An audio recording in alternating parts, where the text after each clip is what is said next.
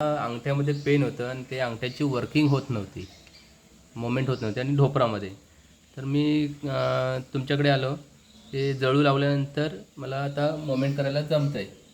आता पेन कमी झालं आहे, अर्धा तास अर्धा पाऊण तास झालं आहे. आता माझं मोमेंट होते, दुखणं पण फार कमी झालेलं आहे. पाय जवळ करून लांब करून बघा गुडघा. हा दुखून हलवताय का न दुखता हलवताय? नाही, न दुखतं हलतं आहे. आत्ता पेन अजिबात नाही? नाही आहे. सकाळी किती पेन होतं? खूप होतं, म्हणजे खूप जवळ किती दुखत असायचं. हां, आता हे जळू लावल्यापासून पेन कमी झालं. व्हेरी गुड, छान. तुम्ही काय संदेश द्याल लोकांना? ना आयुर्वेदाकडेच लोकांचा कल असावा. ॲलोपॅथिकनी खूप दुष्परिणाम आहेत, त्याच्यामुळे आयुर्वेदाकडे रेफर करावं. आणि इतक्यात तत्काळ परिणाम बघायला मिळाला की नाही?